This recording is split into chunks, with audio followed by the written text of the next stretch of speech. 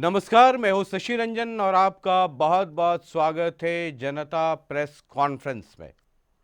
विधानसभा चुनाव है, अब 2-3 महीने रह गए। शायद अगले महीने आचार संहिता लग जाए, तो हमने कहा एक सिलसिला शुरू किया जाए और एक प्रेस कॉन्फ्रेंस नाम से कार्यक्रम की शुरुआत हो। हमारे और आपके जो एमएलएज हैं उनको एक एक करके प्रेस कॉन्फ्रेंस के लिए बुलाया जाए और वो तमाम सवाल और मसले जो आपके जहन में हैं वो उनसे पूछा जाए। आज जनता प्रेस कॉन्फ्रेंस की शुरुआत हो रही है और जो पहले गेस्ट हैं प्रेस कॉन्फ्रेंस में, जो पहले एमएलए साहब इस प्रेस कॉन्फ्रेंस में आ रहे हैं तो फर्स्ट टाइमर, लेकिन बड़ा लंबा चौड़ा उनका अपना इतिहास है। हरियाणा से बिहार तक का कनेक्शन है। एक नामी गिरामी या कह लें कि राष्ट्रीय अंतर्राष्ट्रीय स्तर पे जाने माने लालू यादव के दामाद हैं। और हरियाणा के परिप्रेक्ष्य में बात करें तो कांग्रेस के बहुत ही सीनियर नेता हैं। लगातार 30 साल तक एमएलए रहे, बड़े बड़े मंत्रालय रहे। भूपेंद्र सिंह हुड्डा से अक्सर लड़ जाने वाले कैप्टन अजय यादव के पुत्र हैं और रेवाड़ी से एमएलए हैं। बहुत बहुत स्वागत है चिरंजीव जी, रॉ चिरंजीव रंजन जी, आपका आपने इस कार्यक्रम में मुझे यहाँ पर बुलाया जी। अब ये जो है कार्यक्रम, ये हिसाब किताब का है, लेखा जोखा का है।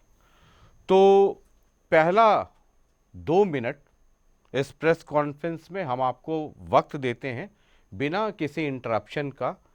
इन 5 वर्षों में आपने क्या किया है, अगर जनता के सामने अब आपको हिसाब किताब देना है, लेखा जोखा पेश करना है, तो 2 मिनट है, आप अपनी बात रख सकते हैं। शशि रंजन जी, मुझे सबसे पहले तो इस बात की बहुत खुशी है कि मेरा अभी 5 साल का कार्यकाल समाप्त होने को है और मेरे विधानसभा में जितने भी गांव हैं, मुझे उस बात की संतुष्टि है कि हर गांव में मैंने अपनी तरफ से ग्रांट देने का काम किया।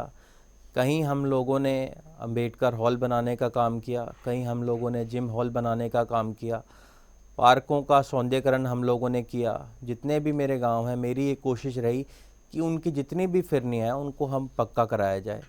ये एक मेरी सोच थी कि जितने भी हमारे विधानसभा के गांव हैं, ढानियाँ हैं, शहर के वार्ड है, वहाँ कुछ ना कुछ विकास कार्य पिछले 5 साल में हम लोग कराएं, क्योंकि विपक्ष होने के, विधायक होने के नाते उतना हमारे पास सरकार की तरफ से ग्रांट नहीं आती है। फिर भी मेरी ये कोशिश रही कि समान रूप से हम विकास हर विधानसभा के कोने में कराएं।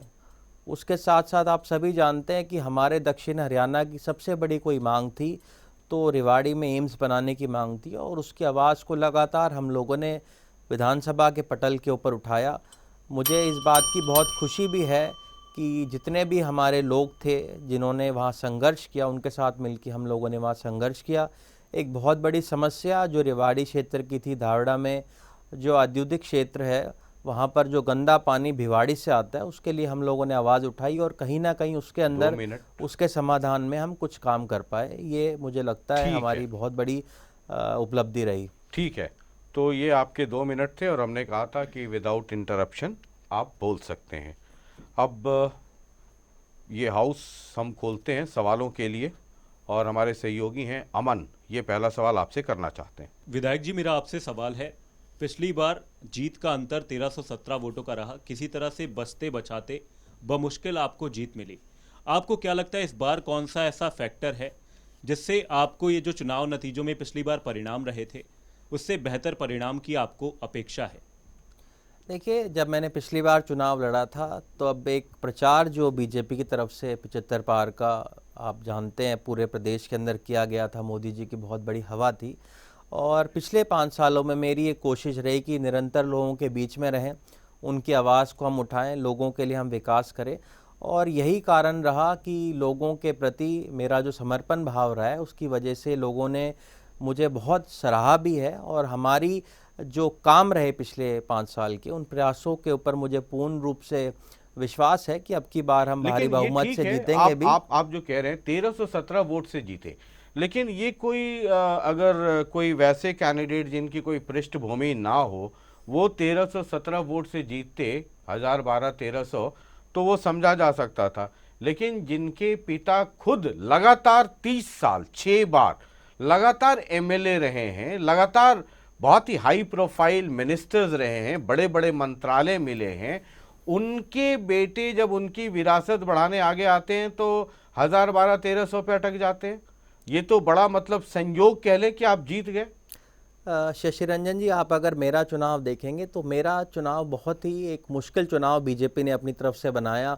मेरे चुनाव के समय हमारे मुख्यमंत्री 3 बार रेवाड़ी के अंदर आए, उसके बाद अमित शाह जी यहाँ पर आए, जेपी नड्डा जी मेरे चुनाव में प्रचार करने आए और आखिरी दिन खुद नरेंद्र मोदी जी भी मेरे चुनाव के अंदर प्रचार करने के आए। ये आपने बहुत कम, मुझे लगता है, देश की विधानसभाओं में देखा होगा कि राष्ट्रीय अध्यक्ष भी आ जाए और प्रधानमंत्री खुद आ जाए वहाँ प्रचार करने के लिए। और जहाँ तक आपने बात कही, ठीक बात है कि मेरा मार्जिन कम रहा पिछली बार, पर आप देखेंगे जो लोग और मेरे साथ विधानसभाओं में लड़ रहे थे उनका जो हार का मार्जिन था वो कितना ज़्यादा था, और हम केवल मात्र इन 14-15 सीटों में सिर्फ 2 सीटें जीत पाए, जो मैं जीता था और राव धवन सिंह जीते थे। तो मुझे लगता है ये एक विपरीत हवा थी, उस विपरीत हवा के अंदर भी हम लोग जो चुनाव जीत के आए वो दर्शाता है कि लोगों ने मेरे प्रति जो मतलब विश्वास जताया था। इस बार 1317 से गाड़ी आगे बढ़ेगी ना, मतलब पीछे घसकने की तो हालत नहीं है ना, आप एज पे बैठे हुए हैं इस वक्त।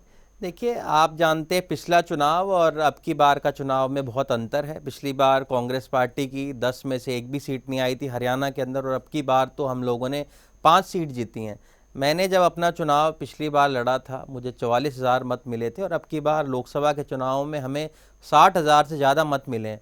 तो कांग्रेस पार्टी ने लगातार अपने ग्राफ को बढ़ाया है, और मुझे लगता है आने वाले समय में जो 1300 वोटों से जो मेरी जीत हुई है, अब की बार कई हज़ारों में हम लोगों आपने की जीत 17 यहाँ से वोट होगी। कम कर दिया, 1317 थे।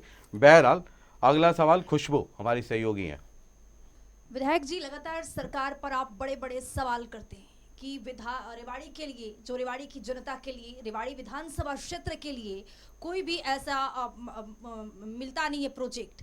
लेकिन लगातार देखा गया है कि सरकार के पास आप कोई प्रोजेक्ट लेकर ऐसा गए ही नहीं जो अपने विधानसभा क्षेत्र के लिए आप करवाना। ये विपक्ष के लोग भी कहते हैं कि चिरंजीव जो है वो उतना एक्टिव रहते नहीं है चंडीगढ़ में, और बात करते हैं कि बहुत डेवलपमेंट हो जाए, खास करके बीजेपी के लोग ये कहते हैं। देखिए, विपक्ष के जो बीजेपी के लोग होंगे, मेरे लिए तो विपक्ष के ही होंगे, पर लगातार अगर आप जितने भी इनके आईएएस ऑफिसर्स हैं उनसे अगर बात करेंगे, हमने बहुत कोशिश करी कि एडिशनल वाटर टैंक रेवाड़ी के अंदर बनाया जाए। जो सबसे बड़ी समस्या आज रेवाड़ी के अंदर है, जो पानी जो हमारे रेवाड़ी क्षेत्र के अंदर एक दिन एक छोड़ के रेवाड़ी में आता है, उसकी लगातार हम लोगों ने सदन में भी आवाज़ उठाई, और उसके लिए हमने बहुत प्रयास किए कि वहाँ पर ये बनाया जाए। उसके अलावा आप जानते हैं रेवाड़ी का जो बस स्टैंड है पुराने रूप से शहर के अंदर बना हुआ है, मेरी लगातार ये कोशिश करी कि उसको बाहर वहाँ से शिफ्ट किया जाए। उसके लिए लगातार आप अगर मूलचंद शर्मा जी से कभी मिलें तो उनसे आप पूछ सकते हैं कि कितनी बार मैंने उनसे मुलाकात करी। ट्रांसपोर्ट कमिश्नर से हम लोगों ने मुलाकात की कि वो बाहर शहर से चला जाए, तो जो सबसे बड़ी जाम की समस्या आज रेवाड़ी शहर की है वो दूर हो जाती। तो 9 सालों में मुझे लगता है कि मेरी लगातार ये प्रयास रहा कि हम अपने क्षेत्र के लिए कुछ करें। जो यूनिवर्सिटी हम लोगों ने बनाई थी रेवाड़ी के अंदर, उसके लिए आवाज़ हम लोगों ने सदन में भी उठाई। उसके लिए एजुकेशन मिनिस्टर से मैं मिला कि लगातार इनके कोर्सेज बंद होते जा रहे हैं। मेरा ये मानना है कि मैंने लगातार अपनी ओर से प्रयास किया है। मैं तो इन बीजेपी वालों से पूछना चाहूँगा कि 10 साल आप लोग भी सत्ता के अंदर रहे थे, आप ये बताइए कि आपने 10 साल में क्या ऐसा नया रेवाड़ी के लिए लेके आए। मैं तो विपक्ष का विधायक हूँ, आज ये लोग जो टिकट मांगते हैं बीजेपी की तरफ से, वो लोग ये बताएं कि रेवाड़ी के लिए उन्होंने क्या प्रयास किया। और ये तो खुद इन लोगों ने इस बात को स्वीकार किया है कि 10 साल में रेवाड़ी में कोई विकास ये लोग नहीं करवा पाए। आज शशि रंजन जी सत्ता के अंदर ये लोग हैं, तो जवाब इनको देना पड़ेगा, हिसाब इनको देना पड़ेगा कि इन्होंने काम क्यों नहीं करा इस क्षेत्र के अंदर। जब आप लोग सत्ता में होते हैं तो कहते हैं कि विपक्ष का जो एमएलए वो इतना दमदार नहीं है कि, मतलब आप भी थे ना सत्ता में 10 साल, 2014 के पहले 10 साल सरकार में थे और आपके पिताश्री मिनिस्टर थे, बहुत तो मेरे पास बहुत काम है बताने के लिए। आप जानते हैं सबसे बड़ी मांग दक्षिण हरियाणा की थी, वो यूनिवर्सिटी की थी, इंदिरा गांधी यूनिवर्सिटी आज जो रेवाड़ी में बनी हुई है, गुड़गांव से भी पहले हम लोगों ने वहाँ यूनिवर्सिटी बनाई थी। कितनी बड़ी उपलब्धि है जो रेवाड़ी, जो आप देखिए गुड़गांव जो विश्व के मानचित्र के ऊपर है, उससे पहले हम लोगों ने रेवाड़ी में यूनिवर्सिटी बना दी थी। हम लोगों ने 3 गवर्नमेंट कॉलेज रेवाड़ी में खुलवाए थे। एक सेक्टर 18 के अंदर लड़कियों का कॉलेज खुलवाया था, खरखड़ा में कॉलेज खुलवाया था।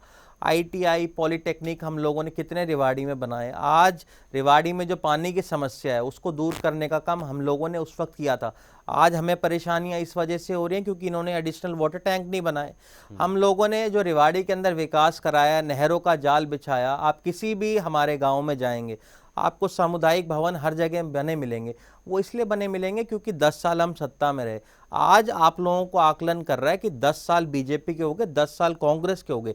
कितना काम कांग्रेस ने अपने कार्यकाल में किया, कितना इन्होंने किया, क्या इन्होंने दक्षिण हरियाणा को दिया, इस बात का जवाब इनको देना पड़ेगा। सेंट्रल यूनिवर्सिटी, डिफेंस यूनिवर्सिटी, ये हमारे कार्यकाल के दौरान बनी थी। आप ये बताइए इन्होंने इस इलाके को क्या दिया? ठीक कुछ है, भी नहीं दिया। वरुण है हमारे संपादक, समाचार संपादक। अगला सवाल वरुण। चिरंजीव जी, अभी जब आप शुरुआत में कह रहे थे कि आपका चुनाव बड़ा मुश्किल बना दिया गया था, अमित शाह आए, JP नड्डा आए, खुद प्रधानमंत्री आए और फिर भी आप चुनाव निकाल गए, लेकिन एक सच्चाई ये भी है कि बीजेपी में बगावत हुई, बीजेपी के विधायक निर्दलीय लड़ गए, 35-36 हज़ार वोट ले गए और बीजेपी का वोट डिवाइड हो गया, इसलिए आपका चुनाव आसान हो गया। बीजेपी ऐसी गलतियों से पार पा जाए तो फिर तो इस बार आपके लिए मामला बहुत मुश्किल है। देखिए, हर चुनाव का अलग समीकरण होता है। किसी के लड़ने से मुझे फ़ायदा हुआ, किसी के लड़ने से मुझे नुकसान हुआ। अगर आप मेरा चुनाव का अगर पूरा लेखा जोखा निकालेंगे तो उससे आपको पता चलेगा कि कुछ लोगों ने चुनाव लड़कर मुझे नुकसान किया, कुछ लोगों ने लड़कर मुझे फ़ायदा किया।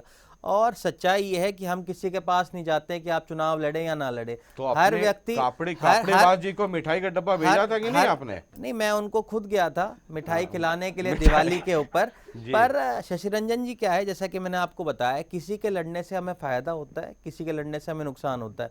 और कोई जो चुनाव लड़ता है वो ये सोच के नहीं लड़ता कि वो मुझे फायदा पहुंचाना चाहता है या नुकसान करना चाहता है। वो अपने जीत और हार के लिए लड़ता है। बीजेपी में तो आज भी वही कहानी है। अगर आप बीजेपी को कवर करते हैं रेवाड़ी के अंदर, आज उनके अंदर एक अनार 100 बीमार की कहानी आज भी वहां पर है। और आप आगे भी आने वाले समय में अगर कहेंगे वो चुनाव लड़ जाएंगे तो आप ये कहेंगे ये मेरी वजह से हो रहा है। मैं उनके पास नहीं जाता कि आप लोग इतने सारे तैयारी करो, ये उनकी अपनी सोच है और ये हर जगह ऐसा होता है। आप अगर बावल में चले जाएंगे, आप अगर बावल में चले जाएंगे तो आप देखेंगे वहां कांग्रेस पार्टी के बहुत सारे लोग हैं जो टिकट मांगते हैं, कोसली में इसी तरह मांगते हैं। ये फर्क हर हल्के का अलग अलग होता है। और जहां मैं भूल गया एक और बात, मेरे चुनाव के वक्त आप जानते हैं इस बात को, राव इंद्रजीत जी ने वो टिकट अपने कोटे में दिलवाई थी और कितना जोर उन लोगों ने लगाया था। आज से पहले अगर रेवाड़ी के क्षेत्र में जाएंगे तो आपको पता चलेगा उन्होंने कभी अपने चुनाव में भी इतना प्रचार नहीं किया जितना उन्होंने मेरे चुनाव में प्रचार किया था। तो आप जब चुनाव जीतते हैं, हारते हैं, उसके अंदर हर समीकरण होते हैं। आपने एक सवाल के जवाब में ये कहा कि बीजेपी के लोग बताएं कि 10 साल से सरकार में है तो क्या डेवलपमेंट का काम हुआ। आपके आने के पहले मैं आपका ही फेसबुक का टाइमलाइन चेक कर रहा था। 20 जुलाई को फेसबुक पर आपने 2:59 PM आपने लिखा आपकी रामगढ़ गांव में अंबेडकर भवन का आप शिलान्यास कर रहे हैं। 20 जुलाई को ही 2:39 पे गांव लिसाना में विधायक आदर्श ग्राम योजना के तहत कम्युनिटी सेंटर की 4 दीवारी का आप उद्घाटन कर रहे थे। 7 जुलाई को गांव लादूवास में रास्ते का निर्माण कार्य का आप उद्घाटन कर रहे थे। आपने ये अपने फेसबुक पे लगाया हुआ है। 4 अगस्त को गांव काठूवास में इंटरलॉकिंग फिरनी और गांव क्या है भगवानपुर में NH71 को जोड़ने वाले रास्ते का उद्घाटन किया। अब आप इधर तो उद्घाटन वाली तस्वीरें लगाते हैं फेसबुक पे, उधर कहते हैं कि सरकार मदद नहीं कर रही है। शशि रंजन जी, शायद आपने मेरा इंटरव्यू की शुरुआत नहीं सुनी। मैंने शुरुआत में आपसे कहा मुझे इस बात की संतुष्टि है कि अपनी विधानसभा के हर गांव के अंदर मैंने कुछ ना कुछ ग्रांट दी है। ये ग्रांट देकर हमारे ऊपर कोई एहसान सरकार नहीं करती, ये हर सरकार के अंदर होता है। आदर्श ग्राम आपकी योजना है जिसमें हर वर्ष हर विधायक को 2 करोड़ रुपए मिलते हैं और 5 साल एक बारी में सरकार देती है। वो हर विधायक को मिलता है। ये ऐसा कुछ नहीं है कि अलग से चिरंजीव राव को दिया है। ये ग्रांट जो है ये लक्ष्मण यादव को भी मिली है, डॉक्टर बनवारी लाल को ही मिली है। ये उस इलाके के लोगों का हक है। बड़ी परियोजना की अगर आप बात करेंगे, मैं उसकी बात कर रहा हूं। जैसे इन लोगों ने एम्स दिया, जो 9 साल नहीं बन पाया, पर इन्होंने बावल को एम्स दिया, कोसली को इन्होंने नए कॉलेज दिए, गुड़गांव को इन्होंने कॉलेज दिया। मैं इनसे ये पूछ रहा हूँ 10 साल हो ये गए, किसने दिया? बीजेपी ने दिया। बीजेपी ने दिया। ठीक है। आपने रेवाड़ी को क्या दिया? रेवाड़ी को आपने टूटी सड़कें दी। आपने वादा किया यहाँ बॉयज कॉलेज खुल जाएगा, जिसकी मेरे से पूर्व विधायक जिसकी वाहवाही लूटते हैं। आज भी अगर आप रेवाड़ी में जाएंगे तो उस बॉयज कॉलेज की बिल्डिंग बनी नहीं है, वो एक पुरानी बिल्डिंग के अंदर चल रही है। तो आप मुझे बताएं, 10 साल एक बहुत लंबा पीरियड होता है। मैंने अपनी उपलब्धियां आपको बताई जो मेरे पिता ने करा था, चाहे जिम खाना क्लब बनाने की बात हो, ओल्ड एज होम बनाने की बात हो, यूथ हॉस्टल बनाने की बात हो, आपके तुलाराम स्टेडियम का सौंदर्यीकरण करने की बात हो, अनेकों परियोजनाएं जो हम लोगों ने करी थी। इनसे ये पूछिए 10 साल का कार्यकाल हो गया। पूछ लेते हैं जी। ये वंदना पोपली जी है, जिला अध्यक्ष बनी है, तो वो आपसे कुछ पूछना चाहती हैं, जरा देखिए। जी चाहे पक्ष के हैं या विपक्ष के हैं, सभी को एक अमाउंट भी दिया गया था तकरीबन 15 करोड़ का, ताकि अपने एरिया में जो भी लोगों के काम हैं वो करवा सकें। मेरा सीधा सीधा प्रश्न चिरंजीव राव जी से यही है कि उसमें से कितना अमाउंट उन्होंने खर्च किया। जहां तक मुझे जानकारी है तकरीबन 60% जो प्रोजेक्ट्स हैं उन्होंने इस अमाउंट के दिए हैं, और बाकी अभी तक क्यों नहीं दे पाए उसका जवाब दे दें। जब तक उनके पिताजी विधायक रहे, मंत्री रहे, उनकी हुड्डा जी के साथ कभी नहीं बनी, और आज भी कहीं ना कहीं राजनीतिक गलियारों में ये चर्चा है कि शायद उनकी टिकट भी कट सकती है, तो उसको लेकर वो जनता में किस प्रकार से जाते हैं। चिरंजीव राव जब भी विधानसभा में गए उन्होंने हमेशा एक ही प्रश्न उठाया, एम्स का। कहीं ना कहीं क्रेडिट लेने की कवायद थी, कभी भी जनता के प्रश्न उठाते हुए नहीं दिखाई दिया। और ये तो पूरी कांग्रेस की बात है कि जैसे कोई बात आती है तुरंत वो वॉकआउट कर जाते हैं। अब ये देखिए वंदना पोपले जी 3-4 सवाल कर रही है। मैं आपको सारा 40% फंड आपका अनयूटिलाइज्ड है, ये कह रही हैं। तो पहले इस पे बता पहली दीजिए। बात तो शशि रंजन जी, ये हमारी कांग्रेस पार्टी में थी और अभी अभी नई नई जिला अध्यक्ष बनी है। इनको ये जानकारी नहीं है कि 15 करोड़ रुपए नहीं मिलते हैं विधायक को। अगर 15 करोड़ रुपए मिलते हैं तो मैं आपके चैनल के माध्यम से इनको ये कहता हूं कि मुझे पहले आप 15 करोड़ रुपए दिलवाइए अगर सरकार देती है। एक जिला अध्यक्ष ऐसे व्यक्ति को बना देते हैं जिनको यही नहीं पता कि कितनी ग्रांट दी जाती है। इनको मैं बताना चाहूँगा, आप पूछ सकते हैं इस सवाल को। 5 करोड़ रुपए मिलते हैं जो पहली बार इन्होंने इसकी शुरुआत करी है, और आदर्श ग्राम योजना के जरिए हर वर्ष 2 करोड़ रुपए मिलते हैं। पहले आप ये जो पैसे थे केवल मात्र आप गांव में लगा सकते थे, पहली बार इन्होंने इसकी शुरुआत करी है कि आप उसको आदर्श ग्राम योजना एवं आदर्श शहर योजना को उसको नाम दिया, अब उसको शहर में आप लगवा सकते हैं। मेरा अगर एक भी रुपया अगर मैंने ना दिया हो तो टोटल ग्रांट 5 साल में कितना मिला आपको? जो टोटल ग्रांट हमें मिला 5 करोड़ रुपए जो एक साथ मिलते हैं। ठीक है। 2 साल हमें 2 करोड़ रुपए नहीं मिले, ये आप इसकी जानकारी निकाल सकते हैं। कोविड की वजह से ये देश भर में नहीं मिला है। ठीक है। हमें टोटल जो मिला है वो 11 करोड़ रुपए मिले। 6 और प्लस 5 11।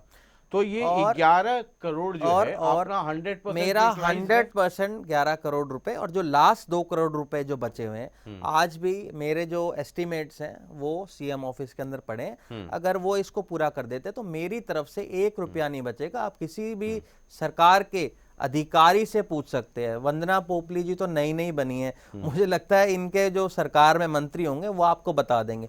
जहां तक दूसरी बात करी एम्स की, इनको शायद नहीं याद होगा कि कोरोना काल के दौरान कितने लोग हमारे थे जिनकी जान गई। किसी को ऑक्सीजन का सिलेंडर नहीं मिला, किसी को एम्बुलेंस नहीं मिली, किसी को ऑक्सीजन बेड नहीं मिला, कितने लोगों की जान गई। उस दृश्य को आज भी मेरी आंखों पे आता है। मेरी ये सोच थी कि अगर रेवाड़ी में एम्स बनेगा उसका फ़ायदा केवल मात्र रेवाड़ी को नहीं बल्कि संपूर्ण दक्षिण हरियाणा को और राजस्थान तक के लोगों को होगा। तो मैं इनको कहना चाहूँगा जिला अध्यक्ष को कि कम से कम उस समय को ना भूलें, और अगर ये इस बात को स्वीकार करती हैं कि लगातार हम लोगों ने उस आवाज़ को उठाया है तो मैं उसका श्रेय नहीं लेना चाहता। मैं ये कहना चाहता हूँ कि 9 साल में तुमने केवल मात्र उस काम को शुरू करवा पाया। अगर उसको काम को शुरू करवाने में अगर 1% सहयोग भी अगर मेरा रहा है तो मुझे इस बात की संतुष्टि है। ठीक है, अगला सवाल। एक और सवाल था ना, 3 सवाल थे उनके। क्या थे? एक तो ये हो गया, एक तो वो हुड्डा साहब से बनती नहीं है, वो तो जग जाहिर है। वो भवन में चले जाते थे आपके पिताजी जब मंत्री थे, फिर मनाया जाता था। मेरे पिता 10 साल हुड्डा साहब के साथ रहे, और मुझे लगता है कि किसी भी नेताओं के अंदर मतभेद हो सकते हैं, मनभेद नहीं होता। मेरे पिता और हुड्डा साहब का एक रिश्ता जो है, ये एक आपके ऐसा फादर रिश्ता थोड़ा है ज्यादा जिसको- इमोशनल जिसको- और शॉर्ट टेम्पर्ड है। जिसको- दोनों का कॉम्बिनेशन ये होता जिसको- था कि कोप भवन में चले जाते थे। जिसको शायद ये बीजेपी के लोग समझ नहीं पाएंगे। इन लोगों में मनभेद है, हमारे में मनभेद नहीं। हमारे क्या है, चीज़ों के ऊपर मतभेद होता है। इनके लोगों में आप देखेंगे जो ये आरोप प्रत्यारोप लगाते हैं, राव इंद्रजीत के कितने आरोप लगाए मनोहर लाल जी पे, धर्मवीर जी ने लगाए, और बीजेपी के कितने नेता है, धनखड़ जी लगाते हैं। तो मुझे लगता है अनिल विज जी एक सबसे बड़े एग्जाम्पल हैं, जो आए दिन ये कहते हैं हम तो डूबेंगे, तुम भी हमारे साथ डूबोगे। तो मतभेद इनके अंदर है, पर शायद वो कम नजर आते हैं। पर मैं बीजेपी के नेताओं को कहूंगा कि तुम्हें कम से कम लोगों के बीच में जब जाओगे, तुम्हें दूसरों पे आरोप लगाने से बेहतर ये है कि ये बताएं कि तुमने 10 सालों में लोगों के लिए क्या किया। वंदना पोपली ये भी कह रही कि पता नहीं चिरंजीव राव को टिकट मिले कि ना मिले, या उनके पिताजी की मोहब्बत में कहीं हलाल ना हो जाए। ये वंदना पोपली जी वही लोग हैं जो बीजेपी के ऊपर कितने तीखे प्रहार करती थी जब हमारी पार्टी के अंदर थी। ये अभी ताजा 4 साल पहले गई है बीजेपी में। उससे पहले पुरानी फोटोएं आपको मैं भेज दूंगा, जिनमें कितनी बीजेपी की बुराई ये करा करती थी। सर पे सिलेंडर रखा करती थी, मोदी जी को पानी पी पी के कोसा करती थी। तो इन लोगों पे क्या हम कहेंगे जो हमारी पार्टी से होकर गए। हमने इनको खूब मौका दिया हमारी पार्टी में, जब इन्होंने यहाँ मलाई खा ली तो वहाँ मलाई खाने चले गए। ऐसे लोगों पर क्या जवाब दूं आपको। अगला सवाल तीशा। विधायक जी, आपने तमाम तरह की चीज़ें गिनवाई कि आपने रेवाड़ी के लिए क्या क्या किया है, जो शुरुआत में आपको समय दिया गया था 2 मिनट में। उसमें विधायक बदलते गए, लेकिन रेवाड़ी की जो ब्रास मार्केट है, आप जानते होंगे ज़रूर, वहाँ पर एक समस्या है जल भराव की। लोग वहाँ के कहते हैं कि जब बारिश आती है ना, तो वहाँ पर ऐसी स्थिति बन जाती है कि नाव चलाई जा सकती है। और आलम यह है कि जनप्रतिनिधि एक बार भी एक झलक देखने को नहीं आते। अब सवाल यही है विधायक जी कि वहाँ के जो लोग हैं, उनकी तो कोई गलती है नहीं, उनको इस नर्क में क्यों डाला हुआ है? मूलभूत सुविधाओं का अभाव है वहाँ पर। आपने ब्रास मार्केट की बात करी, इतना पानी तो नहीं भरता कि वहाँ नाव चलाई जा सके, पर ऐसी जगह रेवाड़ी में मतलब जरूर है। कागज का नाव तो चला ही दे सकते हैं ना। ऐसी जगह रेवाड़ी में, मतलब आप क्या सोच रहे हैं कि कोची से लेके आए नाव? मैं आपको जवाब ये देना चाहता हूँ कि रेवाड़ी में ऐसी भी जगह है जो इन्होंने बना दी है, जहाँ प्रॉपर नाव चल सकती है। हमारे सिविल हॉस्पिटल के आप सामने जाएंगे तो वहाँ प्रॉपर नाव चल सकती है। मैं आप इस बात को इनकार नहीं कर रहा, पर शशि रंजन जी दिक्कत ये है, मैं आपको बताता हूँ। दिक्कत ये है कि रेवाड़ी शहर में जब पाइपलाइंस डली थी, वो आज से 15 साल पहले डली थी, जब हम लोगों की सरकार थी। अब जो शहर है उसकी आबादी कितनी बढ़ गई है। आज जो शहर है उसको जहां निगम बनना चाहिए था, जिसकी आवाज हम लोगों ने उठाई थी, आज वो परिषद है। पर शहर की आज हालात ये हो गए कि नगर पालिका बन जाए। और मैडम ने जिन्होंने सवाल किया, उनसे मैं कहना चाहूँगा, रेवाड़ी की सबसे बड़ी बदकिस्मती ये है कि आज सेंटर में बीजेपी की सरकार है, स्टेट में बीजेपी की सरकार है, और नगर परिषद में चेयरमैन भी इनका है। जब ट्रिपल इंजन की सरकार होने के बावजूद अगर लोगों को ये दुख तकलीफ होती है, तो इसकी जिम्मेदार कहीं ना कहीं बीजेपी है। आपकी बात मैं स्वीकार करता हूं कि कहीं ना कहीं इसके अंदर कदम इसलिए नहीं उठा पाए क्योंकि हम सत्ता के अंदर नहीं थे। अगर हम सत्ता में होते तो कहीं ना कहीं मैं अपने आप को जिम्मेदार मानता इस बात के लिए। हमने लगातार कोशिश ये करी, सदन के अंदर इनको चेताया, इनको जगाया कि भाई तुम और पाइपलाइन डालो। जो पुरानी पाइपलाइनें डली हुई उनके साइज छोटे हैं। आपको बताना चाहूँगा, सदन के पटल के ऊपर कुछ ऐसे हमारे मंत्री भी है जिन्होंने इतना झूठ बोला है कि रेवाड़ी के अंदर दोबारा पाइपलाइन डल गई है, जबकि इसका काम कहीं हो नहीं पाया। तो इसके जिम्मेदार ये खुद हैं। आज 10 साल हो गए। 10 साल कोई छोटा पीरियड नहीं होता, 10 साल बहुत लंबा पीरियड होता है। कांग्रेस कब सत्ता में रही थी? 91 से 96 में रही थी, मेरे या पास 2004 से 14 रही थी? मेरे पास आंकड़े हैं। अमृत योजना के तहत 66 करोड़ मिले हैं। 34 करोड़ रुपए पानी की छोटी लाइन को बड़ी लाइन बदलने के लिए बदलना था। 32 करोड़ से सीवेज की लाइन को बदलना था। अब ये क्या हुआ नहीं हुआ, ये नगर परिषद को ये काम दिया गया था, पब्लिक हेल्थ को ये काम करना था। अब शायद आपको जानकारी हो इसकी। अब आपको मैं बताऊंगा, अमृत योजना के जरिए जो हमारी भारी बस्तियां हैं, उनके अंदर मैं जरूर मानता हूं कि काम हुए हैं अमृत योजना के जरिए। पर शहर का जो बीच आपका है, वहां आज हालात बद से बदतर है। जो पुरानी कॉलोनियां, जो आपकी भारी बस्तियां हैं, उनके अंदर भी इसलिए हो गया क्योंकि कुछ लोग बीजेपी के ही हैं जो वहां कॉलोनियां काट काट के अपनी पाइपलाइन वहाँ बिछा रहे हैं अपना काम करने के कौन लिए। कौन है ऐसे लोग? अब ये बात ही मैं क्यों कहूँ, बीजेपी के बहुत हैं, आप मतलब वहाँ जाएंगे तो आपको पता चल जाएगा। एकाध का नगर नाम ले परिषद लीजिए में अपने बहुत, श्रीमुख से। नहीं मैं किसी के ऊपर पर्सनल टिप्पणी कभी नहीं करता, ये बीजेपी वालों के काम है पर्सनल टिप्पणियां करना। जहां तक बात आपने शहर की कही, आप भी शशि रंजन जी बहुत बार होके हैं, आपको याद होगा हमने एक कार्यक्रम किया था जो बस में बैठ के आपने किया था। आपको लगता है रेवाड़ी के अंदर कुछ काम हो पाया था? 10 साल तो आज इनकी सत्ता के अंदर ही है। अगर इन्होंने इतने इतने करोड़ रुपए अगर लगाए हैं तो इनको बताना चाहिए कहाँ लगाए इन लोगों ने। आज ट्रैफिक लाइट है, इनके मुख से ये बात कही जाती है कि हमने ट्रैफिक लाइट लगाई थी। आज आप शहर में चल जाए, इनकी कोई ट्रैफिक लाइट नहीं चलती है। इन्होंने कहा था हम कैमरे लगाए थे, वो कैमरा कोई इनका नहीं चलता है। आज समस्याओं के अंबार इसलिए हैं क्योंकि इन्होंने केवल मात्र लोगों ने, इन्होंने सब बीजेपी वालों ने, जहां ट्रिपल इंजन की सरकार है, इन्होंने मिलकर लूट मचाने का काम किया है। सबसे बड़ा लूट तो इनका यह है कि इन्होंने पिछले दिनों में इश्तिहार दिए थे रेवाड़ी के अंदर कि हमने जिले को कैटल फ्री कर दिया है। आप मेरे शहर में चले जाइए, रेवाड़ी में कोई आपको कोना नहीं मिलेगा जहां आपको कैटल नजर ना आए। तो फिर ये, और ये इश्तिहार ये दे रहे हैं बड़े बड़े अखबारों में कि रेवाड़ी बेसहारा पशु मुक्त हो गया। तो इनका भ्रष्टाचार तो ये खुद अपने आप रोज बताते हैं। हम आगे बढ़ें, एक आपके और हैं जिन्हें आप दिवाली में मिठाई खिलाने गए थे, वो भी आपसे मुखातिब होना चाहते हैं। रणधीर सिंह कापड़ीवास, नाम सुन के आपके चेहरे पे मुस्कुराहट आ ही गई होगी। वो 1317 का जो नंबर है उसमें इनका भी योगदान है, जरा सुन लीजिए। तो चुनाव आ गए और विधायक अपोजिशन का था,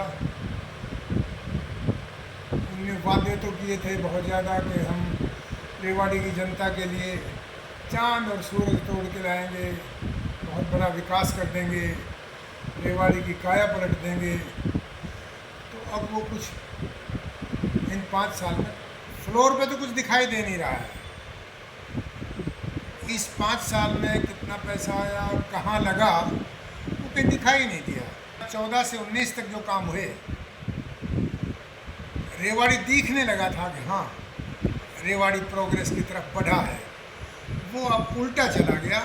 और इसका सीधा कारण ये रहा है कि नेतृत्व तो बहुत कमज़ोर रहा।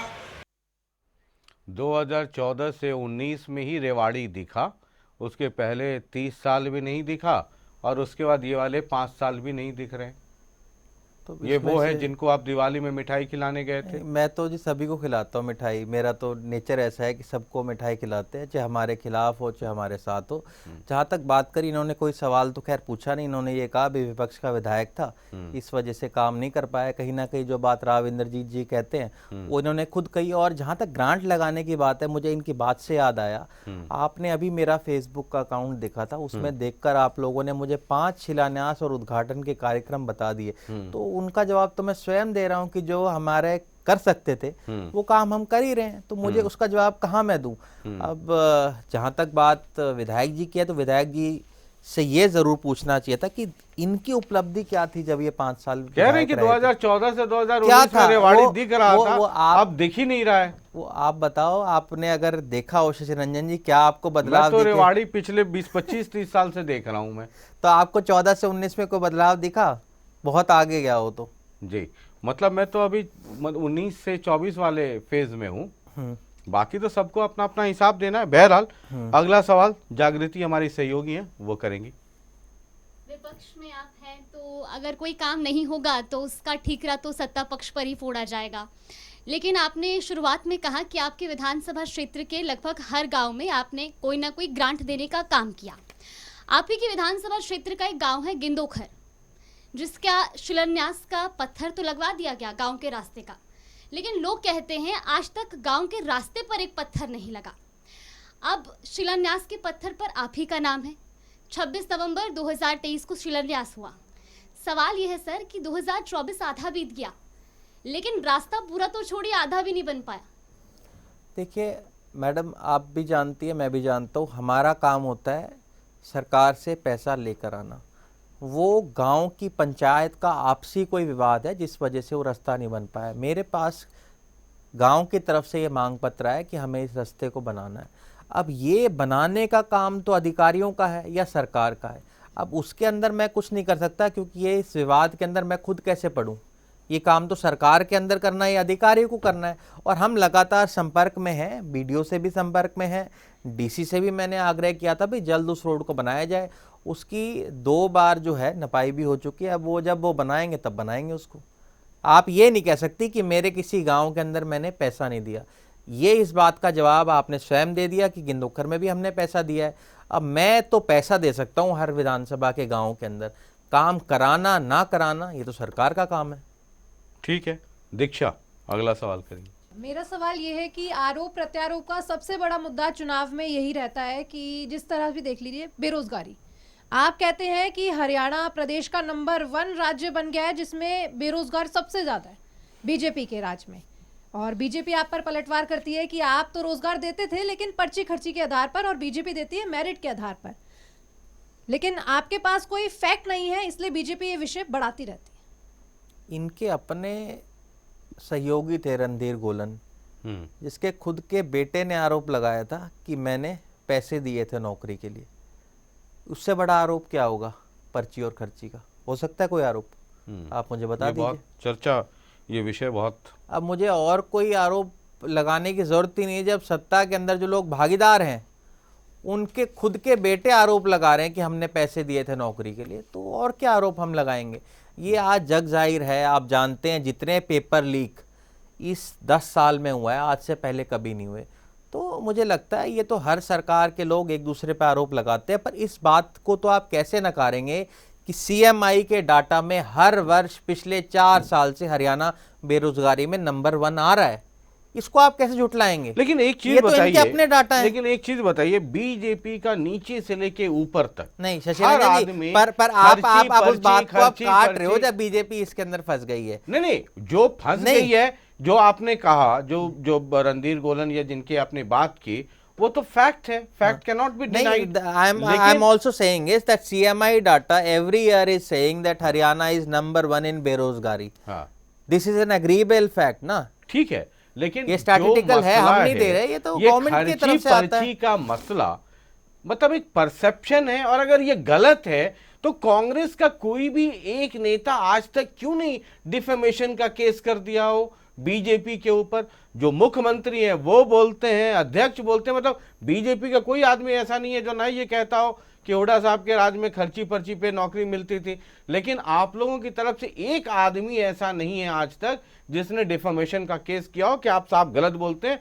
अगर है तो प्रूव करके दिखाइए। I have always been vocal in the Being assembly. vocal is something different. I am always आप vocal। defamation और का हम shoot लोगों कर ने दीजिए तो ना। इनके ऊपर आरोप लगाए कि मानहानि इनकी का केस सरकारी कर दीजिए। इनकी देखिए वो आरोप जो लगा रहे हैं वो हुड्डा साहब पे लगा रहे हैं। वो तो अगर आप कह रहे हैं तो भाई उनकी तरफ से वो होना चाहिए ना। I can't do that on his behalf. वो तो उनको करना चाहिए। मैं तो कांग्रेस इन जनरल कह रहा हूँ। कांग्रेस कोई इन नहीं। जनरल देखिए आरोप और प्रत्यारोप तो एक दूसरे पे सब लगाते हैं, हम उनके ऊपर लगाते हैं, ये जग जाहिर है। भाई इससे बड़ा आपको मैं क्या मतलब हम लोग ये दूंगा? समझ ले कि पॉलिटिशियन जैसे कांग्रेस वाले बीजेपी पे लगा देते हैं, बीजेपी वाले कांग्रेस पे लगा देते हैं, हम बैठ करके जो वोटर है वो झुनझुना बजाते नहीं, रहे। नहीं नहीं आप उसको फिर एक अदर डायरेक्शन में लेके नहीं, जा आप रहे हैं। direction शशिरंजन जी आप मैं आपको बताइए, बताता मैं हूँ, उधर मैं ही आपको जाऊं। बताता हूँ जी। हमारा जो फर्ज ये होता है, हमारा दायित्व ये होता है कि विधानसभा के अंदर हम जो सच्चाई है उसको अवगत कराएं। अब ये काम तो सरकार का है या उनका है कि भाई उसके खिलाफ वो फेयर इंक्वायरी करें। आप लोगों ने देखा है भाई, हम लोगों ने इसके लिए वोकल रहे हैं कि इन लोगों ने खूब भ्रष्टाचार किया है। इसके ऊपर हमने कितनी बार कॉलिंग अटेंशन लेके आए हैं कि इनके अंदर भारी भ्रष्टाचार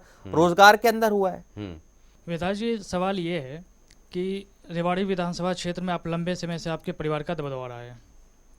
पहले कैप्टन अजय यादव जी, अब आप हैं, बट समस्या जो अभी भी जस का तस है, जल भराव, सड़कें खराब, प्रदूषित पानी। चूँकि आप लंबे समय से आपके परिवार का दबदबा रहा, बट समस्या जस का तस है। इसमें मैं ऐड कर दूं, क्योंकि जैसे अगर आप महेंद्रगढ़ चले जाएं तो 20-25 साल रामविलास शर्मा जी है ना, 20 साल शायद रौदान सिंह जी। तो पिछले 40-45 साल का अगर हिसाब लेना होगा तो उसके लिए हुल्लू लुल्लू तो जाना नहीं होगा। या तो रामविलास जी इनइफेक्टिव रहे या फिर रौदान सिंह इनइफेक्टिव रहे। अगर हम रेवाड़ी के डेवलपमेंट की बात करें तो 30 साल आपके पाप मतलब फादर है ना कैप्टन अजय यादव, 5 साल आप हो गए, यानी 35 साल। पिछले 40 साल की अगर बात करें तो सिर्फ 5 साल एक बीजेपी का विधायक वहां से हुआ, हालांकि उनकी सरकार थी। इन 40 वर्षों में रेवाड़ी को बदल जाना चाहिए था। देखिए शशि रंजन जी, मैं आपको जवाब देता हूँ। हम लोग पावर में रहे 2004 से 14 तक, मेरे फादर जो रहे, उससे पहले वो विपक्ष में रहे थे। मेरा ये जो 5 साल का कार्यकाल है ये भी विपक्ष का रहा है। आप विपक्ष के भी कार्यकाल को अगर आप उसमें जोड़ देंगे तो वो as a data as an MLA तो वो बहुत बड़ा आपको पीरियड लगेगा, बट इन पावर पीरियड आपको वो 10 साल का ही था जो उनका रहा। उसके अंदर मैंने आपको काम गिनाए। This is a very big achievement. अगर आप कहेंगे एक जिले के अंदर हमने यूनिवर्सिटी बनाई जो आज से पहले गुड़गांव में नहीं थी। रेवाड़ी के अंदर हम 3 गवर्नमेंट कॉलेज लेके आए। आप एक बात बताइए, आईटीआई लेके आए, पॉलिटेक्निक लेके आए। हमारे यहाँ सबसे बड़ा पशुओं का अस्पताल है। हमारे यहाँ अनेकों आप देखेंगे पीएचसी सीएचसी बनाई गई। हमारे जब फादर फॉरेस्ट के मिनिस्टर थे तो कितने हम लोगों ने हर्बल पार्क वहाँ पर बनाए। आप अनेकों गांवों में मेरे यहाँ जाएंगे, आप हर्बल पार्क्स वहाँ पर देखेंगे जिसका फ़ायदा पूरे यहाँ के क्षेत्र के लोगों को मिलता है। जब वो पीडब्ल्यूडी के मिनिस्टर थे, इरिगेशन मिनिस्टर थे, तो उन्होंने नहरों का जाल बिछाया जिसकी वजह से हमारा जो प्यासा मरते थे हमारे गांव, वहाँ पानी पहुँचाया गया। कितने हमारे ऐसे गांव हैं, आप भगवानपुर का आपने नाम लिया था, वहाँ आप जाकर पूछेंगे तो वो बताएंगे 20 साल पहले इन गाँव के अंदर लोग 20 किलोमीटर से पानी लेके आया करते थे, वहाँ तक पानी पहुँचाने का काम हम लोगों ने किया था। बट आप वो 10 साल का ही पीरियड था। अब 10 साल और बीत चुके हैं, वो 14 के बाद 24 आ चुका है, एक डेकेड बीत गया है। अगर आपको आज वो समस्याएं नजर आ रही हैं तो 10 साल भी तो बीत गए। जल भराव की समस्या आपने जैसा कि कहा वहां पर है, भाई वो आज यूं रहेगी क्योंकि आपने एडिशनल पाइपलाइंस वहां नहीं डाला। पानी की समस्या पीने की वहां इसलिए है क्योंकि हम जो बनाकर गए थे कालाका के अंदर वाटर टैंक, उसके बाद इन लोगों ने और वाटर टैंक बनाए नहीं। आप एक रबड़ तो है नहीं जी, आप जो है जनसंख्या बढ़ती जा रही है, आप उन लोगों के लिए और एमिनिटीज बनाइए। आपका सिविल हॉस्पिटल, ट्रॉमा सेंटर, ये हम लोगों ने बनाया था। बीजेपी, आप मानेंगे, हमने सिविल हॉस्पिटल और ट्रॉमा सेंटर बनाया था। बीजेपी अपनी पता है क्या गिनाती है अचीवमेंट, कि हमने एक ओवर ब्रिज बना दिया था दोनों को जोड़ने के लिए। Is that an achievement? सिर्फ एक ओवर ब्रिज बनाना दोनों को जोड़ने का क्या इनकी अचीवमेंट रही? ये तो बताएं 10 सालों में इन्होंने इस इलाके के लिए किया क्या? सिर्फ इसको पीछे ले जाने का काम किया है। तो अब इसके अंदर हम तो वही काम बता सकते हैं ना जब हम पावर में रहे। मैं पावर में आज नहीं हूं, मैं पावर में रहूंगा तो मैं बता पाऊंगा कि हमारी अचीवमेंट्स क्या रही। आज मेरी सबसे बड़ी अचीवमेंट यह है कि हर इशू के ऊपर जो स्टेट में कहीं भी हुआ हो उसको हम लोगों ने हमारी असेंबली के अंदर उठाया है। ठीक है, आप जिनको हरा करके आज एमएलए हैं वो भी जरा आपसे मुखातिब होना चाहते हैं। सुनील मूसेपुर, उन्होंने पिछले 5 साल में, वो एक्सीडेंटल विधायक कहूँगा मैं उनको, पिछले 5 साल में वो आए पिकनिक मनाने के लिए, सैटरडे संडे आते हैं और यहाँ अपने टीवी मीडिया वालों को बुला के अपने फ़ोटो खिंचा के पार जाते हैं। विकास के नाम पे उन्होंने पिछली सरकार से हमारी जो उनको 15 करोड़ दिए गए वो भी पूरे नहीं बांट पाए। तो इसके पिताश्री ने भी 30 साल में कुछ रेवाड़ी का विकास नहीं किया और इस 5 साल में भी रेवाड़ी का नर्क बनाने का काम इन्होंने किया। तो आने वाले टाइम में जनता इसका परिणाम इनको देगी। उन्होंने भी 15 करोड़ पकड़ा हुआ था और इन व्यक्ति ने जिन्होंने चुनाव लड़ा इन्होंने भी 15 करोड़ पकड़े हुए। तो ये दर्शाता है कि इनको कितनी नॉलेज है। मैं ये देखना चाहूँगा कि ऐसे लोगों को बीजेपी टिकट दे देती है जो संगठन में आज तक जिसने काम नहीं किया, जिसका पार्टी पे कोई पद नहीं रहा है, केवल मात्र एक व्यक्ति का आशीर्वाद इनके ऊपर था इसलिए इनको टिकट दे दिया, इन्होंने चुनाव लड़ लिया। ये दर्शाता है कि बीजेपी जो बात करती है पन्ना प्रमुख की और संगठन की, ये लोग दबाव में आकर एक ऐसे व्यक्ति को टिकट दे देते हैं जिनका राजनीतिक पृष्ठभूमि कुछ नहीं रही, जिन्होंने जनसेवा आज तक लोगों के लिए नहीं की, जो जनता के बीच में नहीं रहते हैं। मैं इनका पिछले 5 साल का ट्रैक रिकॉर्ड निकलवा लीजिए रेवाड़ी का। आज अगर मेरी जिम्मेवारी है, मैं विधायक हूं, तो इनकी भी जिम्मेवारी थी क्योंकि ये दूसरे नंबर पे चुनाव हारे थे। इनका पुराना ट्रैक रिकॉर्ड 5 साल का निकालिए। ये अगर कभी भी लोगों के बीच में गए हों, कभी इन्होंने सरकार के लिए कोई मांग करी हो कि इस इलाके को कुछ दिया जाए, ये दर्शाता है कि केवल मात्र दूसरों पे आरोप और प्रत्यारोप लगाने से बेहतर ये है कि आप ये बताइए, आपको एक बहुत बड़ी जिम्मेदारी मिली थी, आपको इतने मत मिले थे जनता की तरफ से, आपको इतनी बड़ी अपॉर्चुनिटी मिली थी, आप क्या उस अपॉर्चुनिटी को भुना पाए? क्या आपने लोगों ने काम किया? दूसरों के ऊपर केवल मात्र आरोप लगाने से बेहतर आप ये बताते आपने क्या किया। और मुझे अभी भी नहीं इनका कोई सवाल मिला इसके अंदर नहीं, इन्होंने कह मुझसे रहे कोई हैं सवाल कि किया हो। आप एक्सीडेंटल एमएलए हैं अब और रेवाड़ी जो है आपके लिए पिकनिक स्पॉट है। गुड़गांव रहते हैं, ऐश वैश करते हैं गुड़गांव में, सैटरडे संडे पिकनिक मनाने रेवाड़ी चले जाते अभी हैं आपने मेरा और फेसबुक विलेज टूरिज्म वगैरह वगैरह करते हैं आप। आपने अभी मेरा फेसबुक अकाउंट देखा होगा, आपने खुद ही उसके अंदर डेट्स बताए कि कब कब हम लोगों ने प्रोग्राम किए। और मेरा तो बड़ा सोशल मीडिया बड़ा एक्टिव रहता है, इसीलिए इन लोगों को जवाब देने के लिए भी हम क्या करते हैं क्या नहीं करते हैं। मेरा तो कोशिश ये रही पिछले 5 सालों में कि लोगों के बीच में हम रहे। और मेरे फादर जो लगातार 6 बार जीते, इसका कोई ना कोई कारण तो होगा ना, क्योंकि हम लोगों ने लोगों से कनेक्ट रखा। हमारा जो कनेक्ट है वो आज तक है लोगों के बीच में। इनकी तरह नहीं है कि बस पैराशूट से आए, चुनाव लड़ा, फिर 4 साल हम गायब हो गए, लास्ट के 6 महीने में हम आए, लोगों के ऊपर आरोप लगाया कि एक्सीडेंटल हैं। मेरा इनसे आरोप इनके ऊपर ये है, ये लोग एक्सीडेंटल हैं कि इनको गलती से टिकट मिल गई। राव इंद्रजीत जी का आशीर्वाद था, लोगों के लिए कुछ किया नहीं था, उन्होंने टिकट दे दिया, चुनाव लड़ लिया, चुनाव हार गए और चले गए। रेवाड़ी एपिक सेंटर रहा है। हुड्डा साहब के समय में भी मुझे याद है क्लैश बिटवीन, चूंकि राव इंद्रजीत सिंह तब कांग्रेस में ही थे, आपके फादर जो हैं कैप्टन अजय यादव वो भी कांग्रेस में थे, और रेवाड़ी अहिरवाल बेल्ट में एपिक सेंटर वैल्कानो मतलब नीचे आग सुलगती रहती थी। Rampura house versus captain Ajay Yadav, Rao Inderjit Singh versus captain Ajay Yadav, उसमें कई बार कोई और एंगल भी जुड़ जाए, कभी इधर हो जाए, और रेवाड़ी जो है इस खींचतान में फंसा रह गया। देखिए शशि रंजन जी, मेरा ये मानना है कि रेवाड़ी में अगर आप ओवरऑल देखेंगे तो कितना काम हुआ। आपने नारनौल और महेंद्रगढ़ का नाम लिया, आप कभी नारनौल और महेंद्रगढ़ जाइए, नांगल चौधरी जाइए, उसको आप कंपेयर करिए रेवाड़ी से कि रेवाड़ी को क्या मिला, उसके आपको डिफरेंस पता चल जाएगा। आप गुड़गांव की सिर्फ एक तरफ को अगर कंपेयर करने लग जाएंगे तो आपका वो जो कंपैरिजन है वो ठीक नहीं होगा। आप एक ऐसी सिटी को कंपेयर कर रहे हैं रेवाड़ी के साथ जो एयरपोर्ट के बिल्कुल साथ लगती हुई है। रेवाड़ी को आप इस चीज़ से कंपेयर करिए कि रेवाड़ी के अंदर और कितने प्रोजेक्ट आए जो मैंने आपको गिनवाए। अब हाँ, इसमें मैं मान सकता हूं कि भाई लोगों के अंदर आपसी विवाद रहे। राव इंद्रजीत जी का काम ही ये रहा, जहां Inderjit Singh versus captain Ajay Yadav, Rao Inderjit versus Rao Narbir, you can say Rao Narbir, नहीं वो उनके टसल्स रहे ना हर जगह, वो हमारे टसल्स नहीं रहे। पर उसके बावजूद भी उनको पार पाकर हम लोगों ने कितना काम किया, वही तो फर्क है हमारे बीच में और इनके बीच में। ये बीजेपी 10 साल जब सत्ता में रहे तो यहाँ इन लोगों ने टांग खींची, पर टांग खींचने के बावजूद भी ये लोग काम नहीं करवा पाए। हमने तब भी काम करवाया जब उन्होंने पुरजोर कोशिश करी कि यहाँ पर काम ना हो। That is the difference. Varun, अगला सवाल। चंजीत जी, आपके पिताजी हरियाणा की राजनीति में बड़ा नाम है और एक समय सीएम पद के दावेदार भी वो थे। जब वो लोकसभा चुनाव से ठीक पहले 2-2 कमेटियों से इस्तीफा दे देते हैं, ये कहते हुए कि प्रभारी की वर्किंग अच्छी नहीं है, प्रभारी का वर्किंग स्टाइल अच्छा नहीं है, जब वो टिकट में गड़बड़ियों की बात करते हैं, किरण चौधरी के जाने पर वो कहते हैं प्रभारी मामले को हैंडल नहीं कर पाए, तो इससे जुड़े 2 सवाल हैं। एक तो ये कि क्या आप सहमत हैं उनकी बातों से, और दूसरा ये कि जब वो ऐसी बात कहते हैं तो बतौर पार्टी में एक विधायक आप कितना असहज हो जाते हैं? देखिए, हर आदमी का अपना परसेप्शन होता है, हर आदमी की अपनी सोच होती है। मैं कुछ फैक्ट से अग्री भी कर सकता हूँ, कुछ फैक्ट से अग्री नहीं भी कर सकता।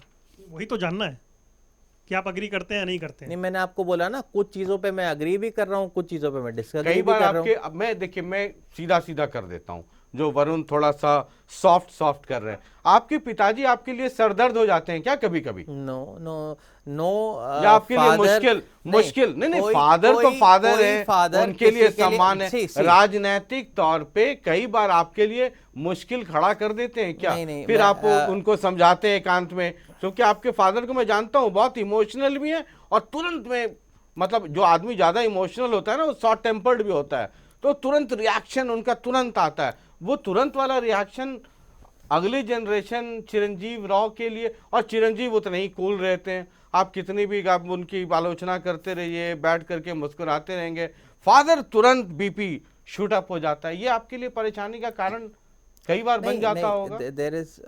वरुण बड़ा सॉफ्ट होके ये पूछ रहे थे, मैं डायरेक्टली काहे का लाग लपेट सीधा पूछ लूं। नहीं, मैं आपको जो बता रहा हूँ ना, मैं उनकी कुछ बातों से अग्री करता हूँ कुछ चीज़ों के अंदर। जैसे कि उन्होंने कहा कि भाई कुछ सीटों पे गड़बड़ हुई, मिलने के अंदर। मैं कहता हूँ 1-2 सीटों पे हो जाती है गड़बड़ी, हर पार्टी में होती है, ये बीजेपी में भी होती है, कांग्रेस में भी होती है। और जहाँ तक बात रही, देखिए आर्मी में वो 10 साल रहे हैं, उनका जो वहाँ का फ़र्क है, वहाँ काम करने का टेम्परामेंट, वो तो हर बंदे का अलग अलग होता है, हर किसी का डिफरेंट होता है। आपका डिफरेंट होगा, and your father must have a different temperament, तो हर जगह का अलग अलग होता है। मतलब वो टेम्परामेंट, मुझे उससे कोई दिक्कत नहीं होती। अच्छा, तो कितना समय लगता है आपको आपके फादर को फिर नॉर्मल बीपी करने में? मेरे फादर का आपने इंटरव्यू भी देखा होगा, उनको गुस्सा बहुत जल्दी आ जाता है, उनका गुस्सा शांत भी बहुत जल्दी हो जाता है। ये अच्छे लोगों का एक निशानी होती है, जो अच्छे लोग होते हैं। तो आपके पिताजी जो इश्यूज रेज करते रहे, उससे आप सहमत रहे कि नहीं रहे? मैंने आपको कहा ना, कुछ पे मैं सहमत हूँ, कुछ में असहमत हूँ। कुछ का मतलब एग्जांपल आप समझ रहे होंगे, हम लोग सब intelligent, we all are very, वो एवरेज इंटेलिजेंस वाले लोग हैं। आपकी जैसा वरुण जी हो सकता है एवरेज हो, बट आप you have an excellent, what I am trying to say, आपको पता है उसके अंदर कुछ चीजों पे मैं अग्री करता हूँ, कुछ पे मैं डिसएग्री करता हूँ। कुछ मैटर अच्छे से हैंडल हो सकते थे, वो तो हर तरफ हो जाता है जी, उनकी तरफ से भी और पार्टी की तरफ से भी, वो तो रहता है। तो उसका नुकसान आपको टिकट में तो नहीं होगा ना? देखिए शशि रंजन जी, मैं आज से नहीं हूँ कांग्रेस पार्टी में, मुझे याद है मैं तो कांग्रेस पार्टी में बहुत समय से वो रिटायर भी हो गए, ऊपर भी चले गए, टिकट नहीं मिला। मैं आपको उसका, आप मेरा बीच में काट देते हैं आप जवाब को। मैंने 2003 में एनएसयूआई ज्वाइन की थी, और 2010 में मैं स्टेट प्रेसिडेंट बन गया था यूथ कांग्रेस का। जो पहले चुनाव हुए थे देश के अंदर, पंजाब में चुनाव हुए थे इलेक्टेड, और दूसरे नंबर पे मेरे यहाँ हुए थे। मेरे बाद के जितने भी अध्यक्ष बने, सबको टिकट मिली थी, मुझे टिकट इसलिए नहीं मिल पाई थी क्योंकि मेरे फादर तब एक सिटिंग एमएलए थे। 2010 के बाद 2014 का चुनाव आया, तब भी मैंने टिकट मांगी। उसके बाद मैं यूथ कांग्रेस में सेक्रेटरी रहा, इंचार्ज रहा। उसके बाद मैंने काम किया पीसीसी के अंदर, उसके बाद मैं एआईसीसी में आज सेक्रेटरी हूँ, and one of the youngest. मेरी एज 37 थी जब मैं एआईसीसी में सेक्रेटरी बना, जो प्रभारी बनते हैं, और मैंने अच्छा काम किया है। और मुझे नहीं लगता मेरे से बेहतर किसी ने काम किया होगा पिछले 10-20 साल के अंदर Rewari, apart from my father. तो मैं पूरी तरह से आश्वस्त हूँ, टिकट देगी। और वरुण ये जानना चाह रहे थे कि कांग्रेस में कई गोत्र हैं, and you know it very clearly कि मेरे यहाँ कोई नहीं है। So much and so many thing, तो उस पे तो ना ही जाए। वरुण ये जानने में इंटरेस्टेड थे, और कुछ और भी साथी, कि कांग्रेस में सुना है कई सारे गोत्र हैं, वो हुडा गोत्र, शैलजा गोत्र, है ना, कैप्टन अजय यादव गोत्र। चलिए कैप्टन अजय यादव तो ठीक ही है, तो ये एक गोत्र तो बाहर ही आप लोगों ने गिफ्ट में दे दिया बीजेपी को, बगल भिवानी में थी किरण चौधरी गोत्र। तो आपका किधर है ज्यादा? मेरा तो जी कांग्रेस का है, राहुल गांधी जी का है, मल्लिकार्जुन खड़गे जी का है, वो सोनिया गांधी जी का है, and I have a clear point of view. जो पार्टी का स्टैंड है वो हमारा स्टैंड है, जो पार्टी जिस डायरेक्शंस पे चलने के लिए कहती है उस पे हम चलते हैं। आई एम विद, बिकॉज मैं पॉलिटिक्स नहीं चलेंगे। नहीं, पॉलिटिक्स में आए ही हम राहुल गांधी जी को देख कर थे, तो जो उनका है वो उसी पे चलते हैं। Hooda ji is part of Congress party, Shailja ji is part of Congress party, and all the other leaders जिनका आपने नाम लिया। आजकल बहुत सारी यात्राएं चल रही हैं, शैलजा जी की भी, दीपेंद्र की भी, हुडा, तो कौन कौन सी यात्रा में जाते हैं आप? मैं तो हर यात्रा का पार्ट रहता हूँ। शैलजा जी की यात्रा का मैं बहुत सारे फोटोग्राफ्स जो है ना आर्काइव में देख रहा था, ढूंढ रहा था कि आज प्रेस कॉन्फ्रेंस में चिरंजीव आने वाले हैं, कहीं देखूं। एक आध दो जगह मुझे तस्वीर दिखी, वो शक्ल आपसे मिलती जुलती थी, आप थे नहीं उसमें। लेकिन देखिए मेरे यहाँ जब वो आएंगी, जब भी उनका कार्यक्रम बनेगा, हम उनका स्वागत करेंगे। मैं वहाँ जाता हूँ, आप हुडा जी के भी उन्हीं इलाकों में मुझे देखेंगे जहाँ मेरे यहाँ कार्यक्रम होगा। अगर बावल में होगा या रेवाड़ी में होगा, उसके बाहर आप मुझे कहीं नहीं देखेंगे। मुझे आप गुड़गांव नहीं देखेंगे, बादशाहपुर नहीं देखेंगे। मैं वहीं जाता हूँ जहाँ मेरा अपना, जहाँ काम करने का एक दायरा है। और अगर वो यहाँ आएंगी तो हम उनका स्वागत करेंगे, उनका कार्यक्रम मैं करवाऊंगा, और आप मेरे को वहाँ पाएंगे जहाँ आपको कांग्रेस का झंडा नजर आएगा। चलिए, बहुत अच्छी बात है। एक आखिरी सवाल है ना, यंग भी हैं, डायनेमिक भी हैं, हैंडसम भी हैं, अब की बार किसकी सरकार और नंबर्स कितने? अब की बार कांग्रेस सरकार, और नंबर्स में तो जी पिछली बार बीजेपी ने अपने आप को 75 दिए थे। मेरा ये मानना है कि Congress will get a respectable number. बहुत अच्छा रहेगा। What is respectable? 45 पार, 55 पार, 65 पार, 75 जो हमें पार, 85 पार में या यमुना पार, हमें जो 2004 में आए थे, we'll perform better than that. मतलब 67 प्लस हमारी आएंगी सीट, मतलब समथिंग अराउंड 70। ये 70 सीटें कांग्रेस की आएंगी। 67 से ज्यादा आएंगी सीटें, उससे ज्यादा भी हो मतलब सकती हैं। 67 से तो 95 भी होता है। 95 हो नहीं सकती ना जी, हमारी सीटें ही 90 हैं। नहीं, 95 होने के बाद तो यमुना पार हो जाता है। वो बीजेपी और जेजेपी करती है जी, वो कांग्रेस नहीं करती। चलिए, बहुत बहुत शुक्रिया इस प्रेस कॉन्फ्रेंस में आने के लिए, बहुत बहुत शुक्रिया। आज के प्रेस कॉन्फ्रेंस में रेवाड़ी के एमएलए चिरंजीव राव थे। इस प्रेस कॉन्फ्रेंस में तमाम मेहमान आते रहेंगे और ख़ासकर एमएलएज आते रहेंगे और आपके इलाके के सवाल भी उनसे पूछे जाएंगे और पिछले 5 सालों का हिसाब किताब भी लिया जाएगा। बहुत बहुत शुक्रिया, नमस्कार। लगातार देखते रहिए जनता टीवी।